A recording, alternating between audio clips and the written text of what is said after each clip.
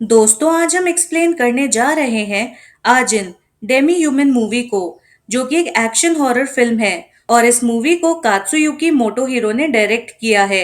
ये एक Japanese movie है और ये सेम नेम की मांगा पर बेस्ड है। तो ज्यादा टाइम को वेस्ट ना करते हुए चलिए एक्सप्लेनेशन शुरू करते हैं। तो मूवी की शुरुआत हम सबको ये बताते हुए होती है कि पृथ्वी पर ह्यूमंस की एक नई ब्रीड पैदा हो रही है, जो कि आजिन या डेमी ह्यूमन होते हैं और इन्हें मारा नहीं जा सकता। अगर आपने इन्हें मार भी दिया तो थोड़ी ही देर में ये फिर से जिंदा हो जाते हैं।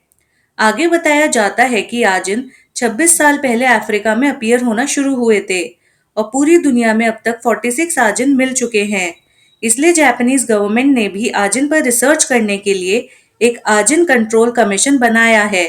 यहाँ से सीन चेंज होता है और हमें एक रिसर्च लैब दिखाया जाता है जहां पर आजिन पर एक्सपेरिमेंट हो रहा था। लाइक उसके बॉडी पार्ट्स को काटकर उसकी ब्रेन एक्टिविटी को एग्जामिन करना और अगर उसकी ब्रेन वेव्स का रिस्पॉन्स स्लो हो जाए तो उसे मारकर फिर से जिंदा करना। इस आजिन का नाम था के नगाई, जो 3 दिन पहले बुरी तरह एक्सीडेंट में घायल होने के बाद भी जिंदा बच गया। इसी वजह से उसे गवर्नमेंट के हवाले कर दिया गया। यहाँ न्यूज में दिखाया जाता है कि नगाई को मिला के अब तक 3 आजिन जापान में मिल चुके हैं। सीन चेंज होता है और हमें रिसर्च लैब में तोसाकी से मिलवाते हैं, जो आजिन के ऊपर चल रहे रिसर्च का सुपरवाइजर था। वहां मौजूद मिनिस्टर और तोसाकी की बातों से हमें पता चलता है कि वहां चल रहे रिसर्च के बारे में सिर्फ गवर्नमेंट ही जानती है और आम नागरिकों को कुछ नहीं पता। इसी बीच धमाके की आवाज आती है और हमें एक हैट पहने हुए आदमी दिखाते हैं जिसका नाम सातो है। उसी के साथ तनाका नाम का एक आदमी भी गन के साथ रिसर्च लैब में एंटर होता है। सातो और तनाका वहां मौजूद सभी सिक्योरिटी गार्ड्स को मार रहे थे और सातो बार बार गोली खाने के बाद भी जिंदा हो रहा था, यानी कि सातो एक आजिन था। सातो की बातों से हमें पता चलता है कि तनाका भी एक आजिन है और उसे भी इसी लैब में एक्सपेरिमेंट के लिए रखा गया था और उसे 3 साल पहले सातो ने ही आजाद करवाया था और अब सातो नगाई को भी आजाद करवाने आया है। तोसाकी सभी मिनिस्टर्स को सेफ रूम में जाने के लिए कहता है और वो सातो और तनाका पर ट्रैंक्युलाइजर यूज करने का ऑर्डर देता है, जिससे आजिन सो जाएंगे और उन्हें पकड़ा जा सकता है। आजिन सोने पर एक नॉर्मल इंसान की तरह होते हैं, जिनसे कोई खतरा नहीं होता। यहाँ हम देखते हैं कि सातो पर गोलियों का कोई असर नहीं हो रहा था और जब उसे ट्रैंक्युलाइजर लगता है तो वो अपना हाथ ही काट कर अलग कर देता है और खुद को गोली मार लेता है। बेसिकली ट्रैंक्युलाइजर के असर से बचने के लिए वो ऐसा करता है। गोली लगने से वो मर जाता है और फिर से जिंदा हो जाता है। सातो रिसर्च लैब में जाकर नगाई को आजाद करता है और वो नगाई को भी गन देकर रिसर्चर्स को मारने के लिए कहता है। रिसर्चर्स ने जो एक्सपेरिमेंट के नाम पर नगाई के साथ टॉर्चर किया था, उसका बदला लेने का हक नगाई के पास था, लेकिन नगाई ऐसा नहीं करता। वो कहता है अगर मैं भी बदला लेने के लिए इन्हें मारता हूँ तो मुझ में और इनमें क्या फर्क रह जाएगा। ऐसा सुनते ही सातो खुद रिसर्चर्स को मारने के लिए आगे बढ़ता है और नगाई और सातो में लड़ाई हो जाती है। सातो इस बात पर बहुत गुस्सा हो जाता है और नगाई बाकी रिसर्चर्स के साथ वहां छुपने की कोशिश करता है। नगाई रिसर्चर्स से कहता है कि मैं तुम्हारी मदद इसलिए कर रहा हूं ताकि तुम मुझे यहाँ से बाहर निकाल सको। आगे सातो और नगाई की फिर से लड़ाई होती है। इसी बीच रिसर्चर्स वहां से भाग निकलते हैं। एक रिसर्चर वहां से भागते वक्त दीवार पर निशान बना रहा था ताकि नगाई उसे देखकर बाहर जाने का रास्ता ढूंढ ले। अब तोसाकी ये सब सिक्योरिटी कैमरा से देख रहा था। उसके साथ हम एक लड़की को भी देखते हैं जो तोसाकी की बॉडीगार्ड है। उधर नगाई सातो से बच के रिसर्चर्स के बनाए साइन का पीछा करके उनके पास पहुंच जाता है, लेकिन सातो भी वहां पहुंच जाता है और हम सातो की बॉडी से ब्लैक डस्ट पार्टिकल्स टाइप चीज को अपीयर होते देखते हैं। ये black dust particle human form जैसी दिखती है और ये नगाई पर हमला करने आगे बढ़ती है। हम देखते हैं कि नगाई की बॉडी से भी सेम ब्लैक पार्टिकल्स निकलते हैं, जिसे देखकर नगाई हैरान रह जाता है और उसे ब्लैक घोस्ट कहता है। इसके बाद दोनों ब्लैक घोस्ट में लड़ाई होती है और सातो का ब्लैक घोस्ट नगाई के ब्लैक घोस्ट को हरा देता है और रिसर्चर्स को भी मार देता है। हम देखते हैं कि सातो नगाई पर गोली चलाता है, लेकिन नगाई फिर से ब्लैक घोस्ट को समन करता है, जिसे देख सातो चौंक जाता है क्योंकि नगाई दूसरी बार ब्लैक घोस्ट को समन कर पा रहा था। नगाई का ब्लैक घोस्ट सातो पर हमला करके उसे मार देता है और इतने में नगाई भागकर रूफ टॉप पर आ जाता है। सातो भी जिंदा होकर नगाई के पीछे आता है, लेकिन नगाई सातो से बचने के लिए रूफटॉप से कूद जाता है। सीन चेंज होता है और हम सातो और तनाका को बात करते हुए देखते हैं, जिनकी बातों से हमें पता लगता है कि नगाई काफी पावरफुल है। सातो तनाका को रिसर्च लैब के बाहर आई मीडिया के पास ले जाता है। सातो सभी के सामने कहता है कि जापान की गवर्नमेंट डेमी ह्यूमंस पर न्यू प्रोडक्ट्स के ट्रायल एक्सपेरिमेंट कर रही है और ये सभी एक्सपेरिमेंट इलीगल तरीके से किए जा रहे हैं, जिसकी खबर आम जनता को नहीं है। गवर्नमेंट उन्हें बड़ी बड़ी कंपनीज को एक्सपेरिमेंट के लिए देकर पैसे कमा रही है। फिर सातो कहता है, मैं तनाका को भी अपने साथ लाया हूँ, जिसके साथ 2 साल तक ऐसा भयानक एक्सपेरिमेंट किया गया। सातो कहता है उसने इन एक्सपेरिमेंट के सबूत अपनी वेबसाइट पर अपलोड कर दिए हैं। ऐसा सुनते ही सभी मीडिया हाउस उन सबूतों को लाइव टेलीकास्ट करने लगते हैं, जिन्हें देखकर सब चौंक जाते हैं। सातो कहता है डेमी ह्यूमंस मर नहीं सकते, लेकिन दर्द उन्हें भी होता है।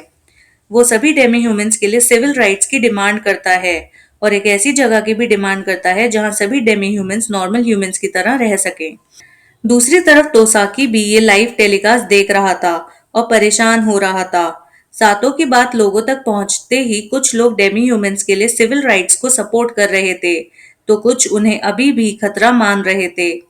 सीन चेंज होकर नगाई पर आता है, जो भागकर एक विलेज में पहुंचता है, जहां मिसेस यामानाका नाम की ओल्ड लेडी उसे अपने घर पर पनाह देती हैं। यहाँ से सीन शिफ्ट होके हॉस्पिटल में आता है, जहां हम नगाई की सिस्टर एरिको को एडमिटेड देखते हैं और उससे मिलने तोसाकी की बॉडीगार्ड इजुमी आई थी। इजुमी एरिको से नगाई के बारे में पूछती है और उसे कंफर्टेबल करने की कोशिश भी करती है, लेकिन एरिको उसे डायरेक्टली कहती है कि उसे इजुमी की झूठी सिंपैथी की जरूरत नहीं है और अगर उसे पता भी होगा कि नगाई कहाँ है तो भी वो उसे कुछ नहीं बताएगी। तभी अचानक से इजुमी हवा में लेविटेट करने लगती है, जैसे कि कोई उस पर हमला कर रहा हो, और हम देखते हैं कि तनाका हॉस्पिटल के बाहर बैठकर अपने ब्लैक घोस्ट को इंस्ट्रक्शन दे रहा था और ब्लैक घोस्ट इजुमी को घायल करके मार देता है।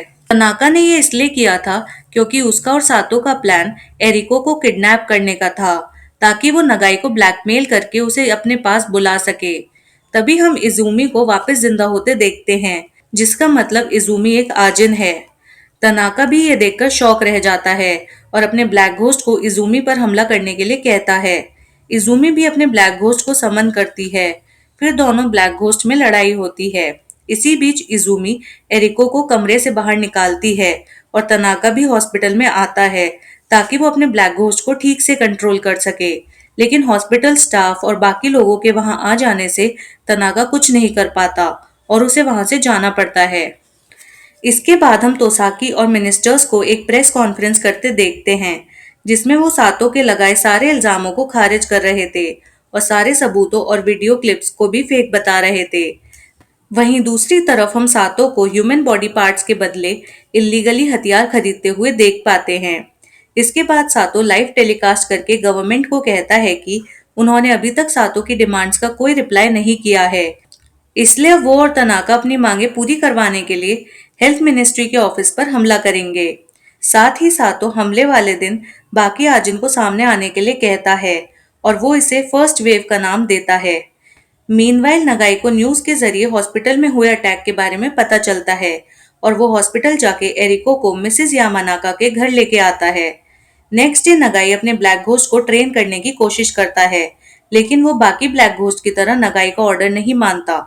इधर गवर्नमेंट सातो के अटैक को रोकने के लिए मिनिस्ट्री के सामने सारी पुलिस फोर्स को असेंबल करती है। दूसरी तरफ हम तनाका को देखते हैं, जो दूसरी बिल्डिंग में हमले के लिए सेटअप कर रहा था। यहाँ मीडिया भी आई हुई थी और बहुत देर तक कुछ न होने पर सबको लगता है कि सातो ने बस डराने के लिए ये हमले वाली बात कही थी।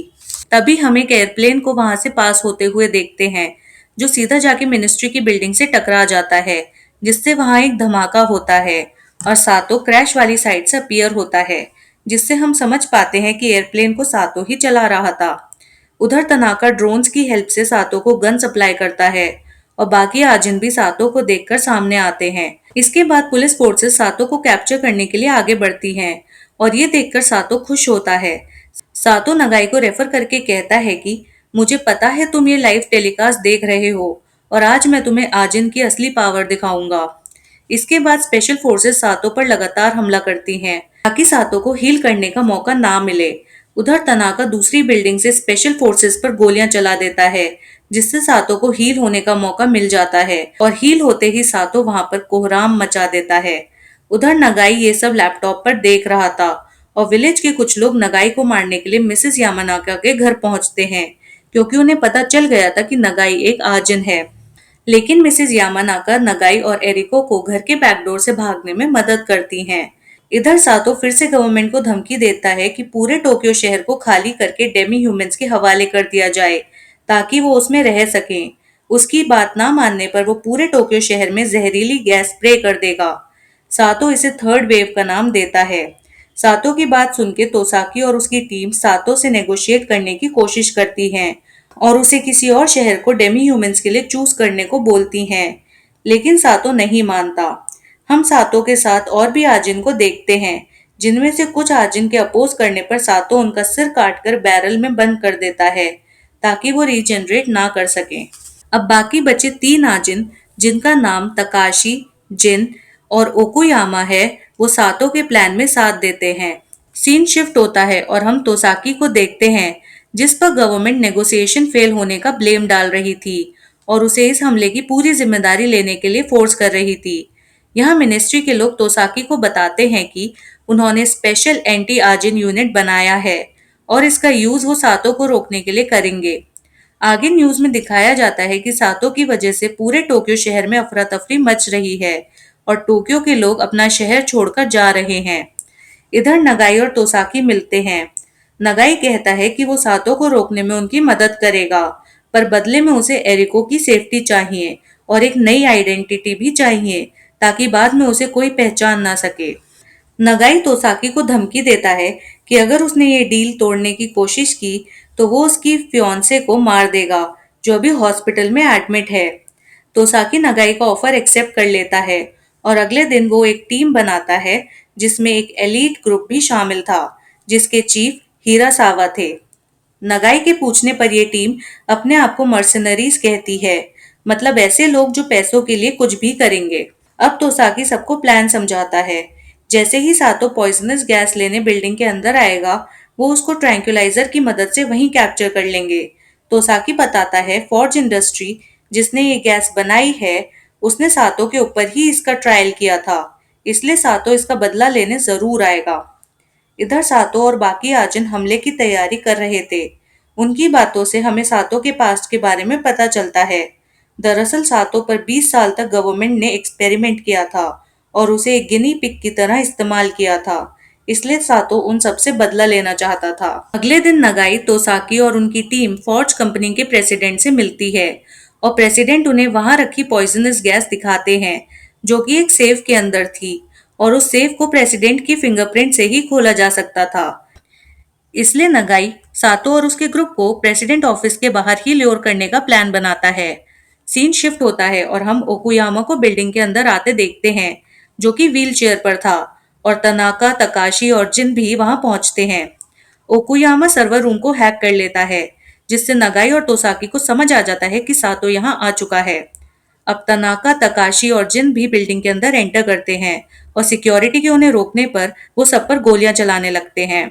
ओकुयामा सर्वर रूम को हैक करके उन्हें आगे बढ़ने में मदद कर रहा था। इधर नगाई नोटिस करता है कि सातो इनके साथ नजर नहीं आ रहा और ये बात वो तोसाकी को भी बताता है। नगाई अपने ब्लैक घोस्ट को सर्वर रूम में भेजता है। मीनवाइल हम सातो को किसी वुड कटिंग फैक्ट्री के पास देखते हैं और सातो का कटा हुआ हाथ भी हमें दिखाया जाता है। वो एक वुड चिपिंग मशीन के सामने खड़ा था और फैक्ट्री का वर्कर उसे बताता है कि ये मशीन किसी बड़ी लकड़ी को छोटे छोटे टुकड़ों में काट देती है। इधर नगाई का ब्लैक घोस्ट सर्वर रूम में जाता है और वहां उसे ओकुयामा मिलता है। ये बात नगाई तोसाकी और इजुमी को बताता है। वो दोनों ओकुयामा के पास जाकर उसे सर्वर ठीक करने के लिए कहते हैं। सर्वर पर कंट्रोल वापस मिलते ही नगाई बड़े से वेंटिलेटर के सामने खड़ा हो जाता है। उधर नगाई के प्लान के हिसाब से ही तनाका और बाकी आजिन भी उसी ऑफिस में पहुंचते हैं, जहां हीरासावा अपनी टीम के साथ पहले से ही मौजूद थे। तोसाकी ओकुयामा को वेंटिलेशन ऑन करने के लिए कहता है और ऐसा करते ही उस ऑफिस में वेंटिलेटर के जरिए नगाई के ब्लैक पार्टिकल बाहर आते हैं, जिसकी वजह से वो पूरा कमरा ब्लैक पार्टिकल से भर जाता है और तनाका और उसके साथी कुछ देख नहीं पाते। इसी बात का फायदा उठा के हीरासावा और उनकी टीम उन पर ट्रैंक्विलाइजर से हमला करती है और उन्हें कैप्चर कर लिया जाता है। इसके बाद बिल्डिंग की एंट्रेंस को ब्लॉक कर दिया जाता है ताकि सातो के अंदर आते ही उसे पकड़ा जा सके। सीन चेंज होता है और हमें दिखाया जाता है कि हीरासावा और उनकी टीम तनाका और उसके साथियों द्वारा लाए सामान को चेक कर रहे थे, जिसमें बहुत से हथियार थे और एक कटा हुआ हाथ था, जिसे वो लोग ऐसे ही छोड़ देते हैं। लेकिन हम व्यूअर्स को पता है कि ये सातों का हाथ है, पर ये उस बैग में किस मोटिव से है, ये हमें आगे की कहानी में पता चलेगा। सीन शिफ्ट होकर सातों पर जाता है, जो एक फैक्ट्री वर्कर को बता रहा था कि आजिन के बॉडी पार्ट्स छोटे छोटे पीसेस में कट जाने पर एक बड़े पार्ट से रीजनरेट हो सकते हैं और आजिन वापस जिंदा हो जाता है। ऐसा कहते ही सातो वुड चिपिंग मशीन में कूद जाता है, मतलब उसके छोटे छोटे टुकड़े हो जाएंगे और वो ऑफिस के बैग में रखे अपने हाथ, जो कि चिपिंग के बाद सबसे बड़ा बॉडी पार्ट है, उससे रीजनरेट होते हुए दिखाई देता है। जिंदा होते ही सातो सब पर गोलियां चलाने लगता है और हीरासावा इसकी खबर नगाई और बाकी सबको देते हैं, जिसे सुनकर नगाई और तोसाकी शॉक रह जाते हैं। शॉक इसलिए क्योंकि उन्हें नहीं पता था कि सातो बिल्डिंग के अंदर अचानक कैसे आया। नगाई फिर से अपने ब्लैक पार्टिकल्स उस रूम में भर देता है और हीरासावा सातो पर ट्रैंक्विलाइजर से अटैक कर देते हैं, जिससे सातो बेहोश हो जाता है। तभी वहां पर फोर्ड्स कंपनी का प्रेसिडेंट भी आ जाता है और हिरासावा के मना करने के बाद भी वो सातो के पास चला जाता है। इसके बाद हमें पता चलता है कि सातो बस सोने की एक्टिंग कर रहा था और ट्रैंक्विलाइजर उसे नहीं बल्कि उसके ब्लैक घोस्ट को लगा था। प्रेसिडेंट के पास आते ही सातो उसे मार देता है और हिरासावा और उसकी टीम पर भी हमला कर देता है। सातो तनाका को भी जिंदा करता है और वो दोनों प्रेसिडेंट का हाथ काटकर सेफ को खोल लेते हैं और पॉइजनस गैस को बाहर निकाल लेते हैं। इधर नगाई ऑफिस में आता है और हीरासावा को घायल देखकर उनकी मदद करने की कोशिश करता है, पर हीरासावा उसे यहाँ से जाने का कहते हैं और वहीं दम तोड़ देते हैं। थोड़ी देर बाद नगाई के फोन पर सातो की आवाज सुनाई देती है। नगाई सातो से पूछता है कि वो बिल्डिंग के अंदर कैसे आया। सातो नगाई से खुद इस सवाल का जवाब ढूंढने के लिए कहता है और ये भी कहता है कि उसे पॉइजनस गैस स्प्रे करने की अच्छी जगह मिल गई है। तभी तोसाकी सातो को बिल्डिंग के टॉप फ्लोर पर जाते देखता है और इसकी खबर नगाई को देता है। नगाई तोसाकी से एंटी आजिन यूनिट को बुलाने के लिए कहता है और वो सातो के पीछे चला जाता है। नगाई ब्लैक घोस्ट की मदद से सातो के हाथ से गैस का कंटेनर छीन लेता है और इससे दोनों के बीच फाइट शुरू हो जाती है। फाइट के बीच में सातो नगाई से पूछता है कि वो इंसानों की मदद क्यों कर रहा है। इस पर नगाई कहता है कि उसे आजिन और इंसानों से कोई फर्क नहीं पड़ता, उसे तो बस सातो से नफरत है।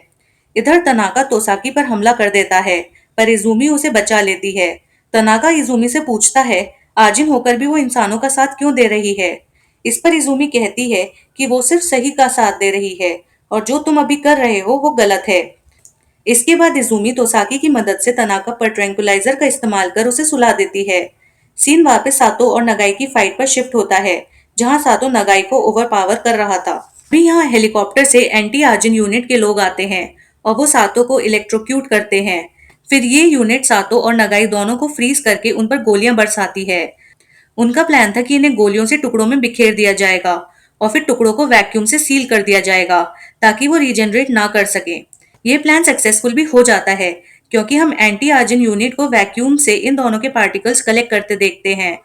तभी वहां तोसाकी और इजुमी भी आते हैं और इजुमी के पूछने पर तोसाकी बताता है कि नगाई को इस प्लान के बारे में पता नहीं था और गवर्नमेंट द्वारा एंटी आजिन यूनिट को भेजने के बदले नगाई को कैप्चर करने की भी शर्त रखी गई थी, इसलिए उसके पास कोई और चारा नहीं था।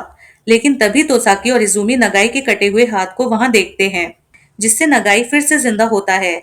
सातो से लड़ाई के वक्त नगाई का एक हाथ कटकर गिर गया था और क्योंकि अब वो सबसे बड़ा पार्ट है, नगाई उससे रीजनरेट हो गया था।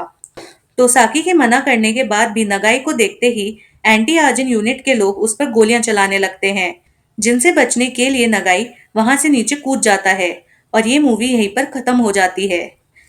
बेसिकली एंड में नगाई भाग गया है और सातो कैप्चर हो चुका है। एंड क्रेडिट सीन में हमें दिखाया जाता है कि कोई सातो का हैट उठा रहा है, विच मीन्स मे बी सातो वापस आएगा या सातो का कोई फॉलोअर उसे आजाद करवाएगा। और इसी मिस्ट्री के साथ ये मूवी यहीं पर खत्म हो जाती है। तो दोस्तों ये थी आजिन डेमी ह्यूमन मूवी की कहानी। अगर आपको ये एक्सप्लेनेशन पसंद आया है तो आप मेरे चैनल को सब्सक्राइब कर दीजिए और इस वीडियो को लाइक और शेयर कर दीजिए। और आप नेक्स्ट किस मूवी का एक्सप्लेनेशन देखना चाहते हैं ये मुझे नीचे कमेंट बॉक्स में बता दीजिए। मिलते हैं नेक्स्ट वीडियो में। Bye bye.